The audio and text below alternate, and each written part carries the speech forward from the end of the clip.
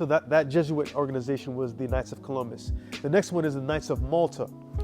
Now, the Jesuits had to take an oath, and before they took an oath, the person that was taking the oath from them, they told them that, they gave them their instructions before they took the oath. One of the instructions that they gave them was that they had to pledge their allegiance to the Pope and to the Church. So even no matter where it is that they are, wherever it is that they worked, because the Jesuits had to go into other religions, they had to go into other governments, but the main objective was my allegiance to the Pope, and whatever the Pope wants me to do, that's what it is that I'm going to do. So if you go online and you read the Jesuit oath, you're going to read that they, in two instances before they take their pledge, they're reaffirmed. The person that's the superior officer, the one that's inducting them into the order of the Jesuits, is telling them your allegiance is to the Pope and to the Church, your allegiance is to the Pope and to the Church. So they know who their master is. This is just a small section of the oath of the Jesuit. And it reads, "You have been taught to insidiously plant the seeds of jealousy and hatred between communities, provinces, states that were at peace, and incite them to deeds of blood, involving them in war with each other, and to create revolutions and civil wars in countries that were independent and prosperous, cultivating the arts, the sciences, and enjoying the blessing of peace, to take sides with the combatants, and to act secretly with your brother Jesuit who might be engaged on the other side, but openly opposed to that which you might be connected, only that the Church might be the gainer in the end, and the conditions fixed in the treaties for peace, and that the end justifies the means." So what they're saying here is that the individual who takes this oath, his job is to make sure that whatever community, whatever town that they're sent to, whatever state that they're sent to, whatever country or government they're sent to, there needs to be some kind of chaos and division. That's what they're sent there to do. And if there will be a brother Jesuit, so that was one country versus another country, or let's keep it here. Let's say we have white versus black. There'll be a Jesuit on the black side and there'll be a Jesuit on the white side, and they're both working together to create discord between the white and the black. Now, the reason why this is done, and this is said in this oath, the reason why this is done is because an order can be gained out of the chaos. It says there at the bottom of the oath, and that in the end, the Church will come in and bring the solution to the chaos that's happening.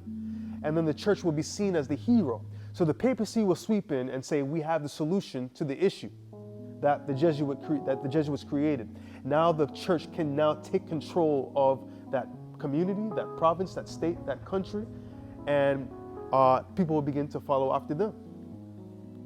All right, so one of the situations that were like this, where prophecy speaks about this, is Revelation chapter 11. In Revelation chapter 11, we read about the beast from the bottomless pit. Now, a bottomless pit represents a form of nothingness. It refers to chaos and anarchy, the state of the world, the world in a certain time. The Greek word for bottomless pit is abyssos, and you see the word abyssos in many areas in the Bible. It means abyss. First time you see it is in Genesis chapter 1, where it says that in the beginning God created the heavens and the earth, and the earth was out without form and void, and darkness was upon the face of the deep. The word deep meant abyss. The world was in a state of anarchy. There was no order to it. It was without form, it was without void, until it was said, let there be light. And light showed up on the scene. Now, the sun wasn't created yet, so who was that light? Well, it was God in the form of Jesus Christ. Jesus Christ showed up on the scene, and he was that light in that area of darkness. And that ended the anarchy, that ended the chaos, that ended the confusion, which is why in John chapter 1, it said, and light entered the world, and the darkness comprehended them not. It was referring back to that. But when Jesus Christ came onto the scene, it was a state of a bottomless pit. It was a state of darkness, and he entered into the world, but those people who were in a state of darkness could not comprehend that he was Jesus. And we're living in the same kind of time period right now. We're living in a bottomless pit kind of time, where there's anarchy, chaos going on, And there's light that's out there, but the people who are in the church are rejecting that light. They're not comprehending it. And if you're trying to speak in regards to that light according to the situation, they're pushing you out. Well, this is what they did in Revelation chapter 11, which speaks about the French Revolution. The beast that came out of that time of chaos that was happening in the world was the country of France. What happened was, we had the rich 1%, which were the king, the queen, the nobles, the government officials, all these rich individuals who taxed vehemently the poor and became rich off of the backs of the poor. The banks cheated the working class, who were most namely farmers, and in doing so, their farms went into foreclosure. They lost their farms. There was a famine. There was no food for them to give, but the rich were eating lovely. If anybody has seen the Hunger Games, that's exactly what it was. It was the rich that lived rich, and then the other people that lived in the other quarters, they lived like that. The Hunger Games is just the French Revolution. It is the French Revolution. So what happens is, we have a chaos that's about to break out. So we have, the rich and the poor. The rich, getting rich off the back of the poor. You have the 1%, living well. You have the lower class not living detestable. We had people losing land because the banks were cheating out of them. The financial system was cheating the people. We had poor education, terrible education for the lower class.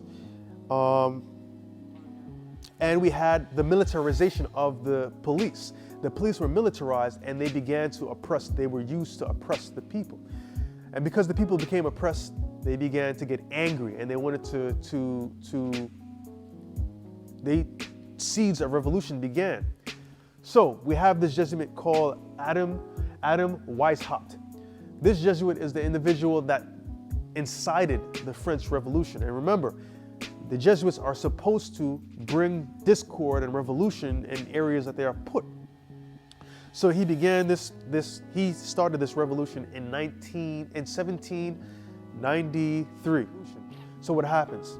The people revolt, they go up, they kill the king, they kill the queen, they kill off all these nobles, they bring them to guillotines and they chop their heads off. They chop so many people's heads off that the streets of France were just flowing with blood.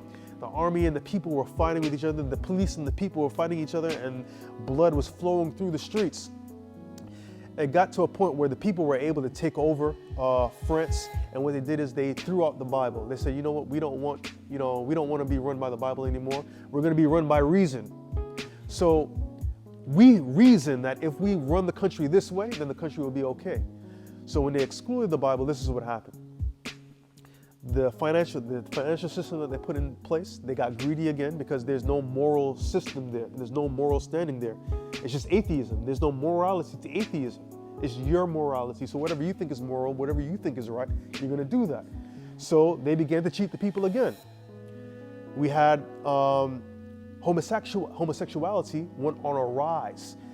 There was a battle between marriage and there was a battle between homosexuality and what was right. So there was an issue between morality and homosexuality. And they went into a depression. France went into an economic depression.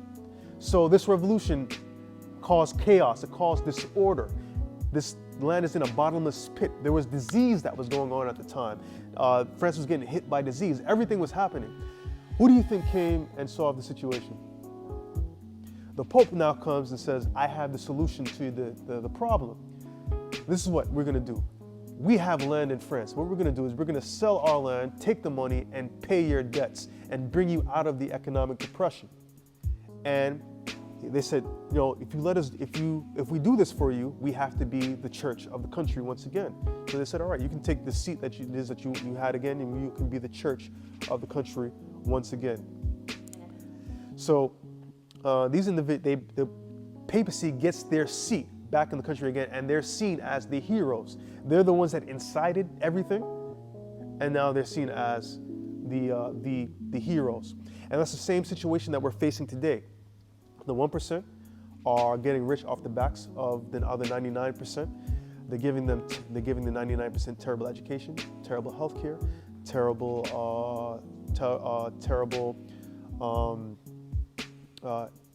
in any form or fashion. They're just oppressing the people.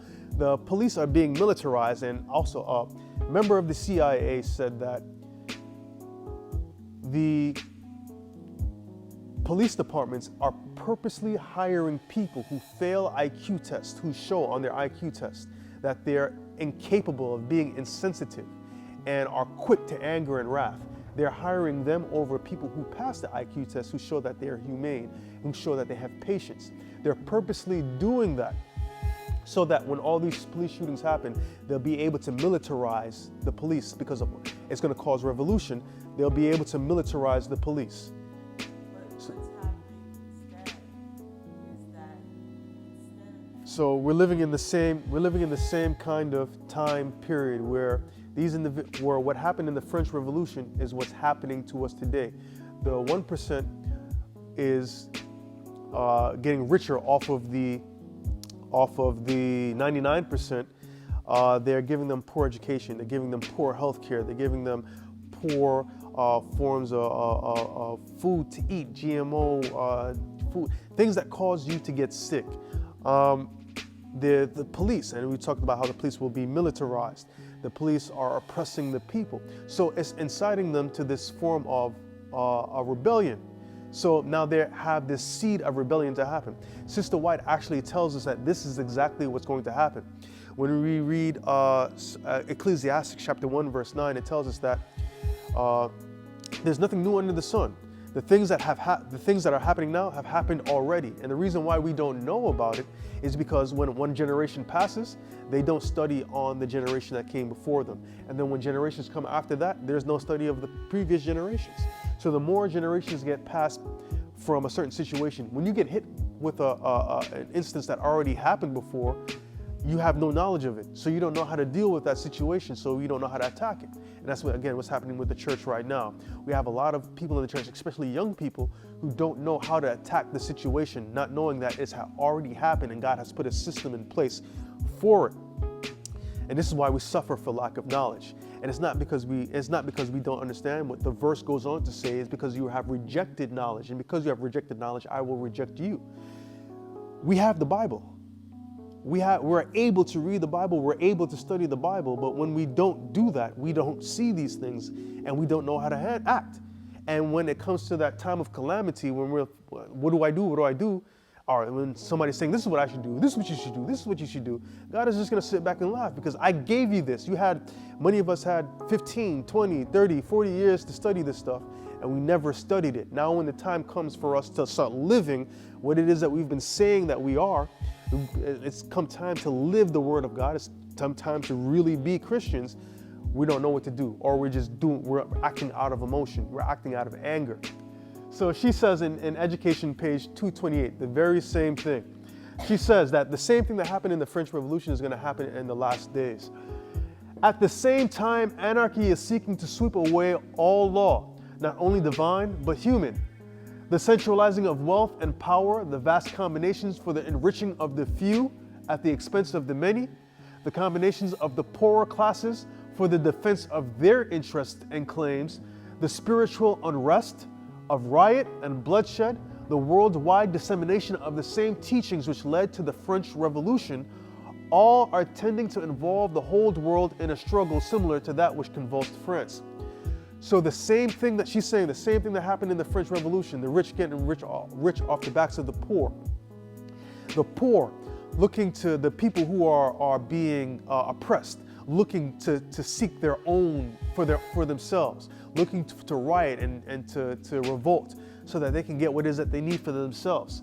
The spiritual unrest that was there as well. And the church is facing a spiritual unrest right now. The same things, all these things that happened in the French Revolution are going to happen not just in America, but in the entire world. That's what's happening right now. We're on the brink of a revolution. These things are not going to get better right now.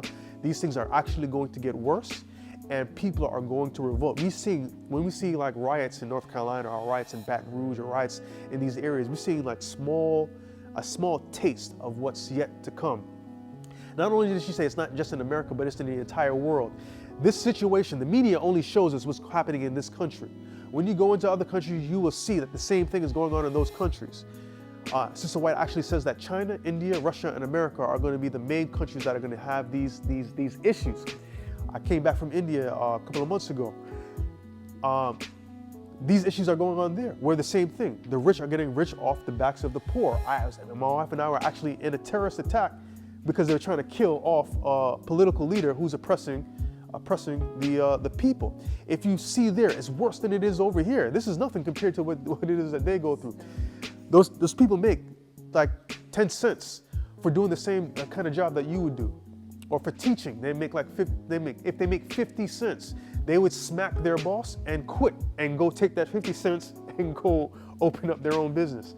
It's like they get paid so little and they have absolutely it's so little that they can't buy food. The people that I went to see, is people that eat rice and sauce, curry sauce. But that's what they eat. That's what they eat 24/7. Rice and curry sauce. They can't even afford to get fruits. Because we came there, they wanted to get fruits, so they pooled their money and brought some fruits over so that we could eat fruits. But they eat rice and curry sauce every single day because they can't afford it. The education that they're getting is not quality education. Like they're purposely keeping the people down while the other people who live, it's crazy. I went to Indonesia. It's the same thing in Indonesia. There's a part of Indonesia that's just poor, run down, and then there's a part of Indonesia that's like you're in America. I'm walking into Home Depot and Lowe's and into malls, and there's a side that lives wealthy, but then there's a side that nobody cares about, nobody does anything for. And it's the same thing in China. We're walking in streets in China, and it's like Manhattan.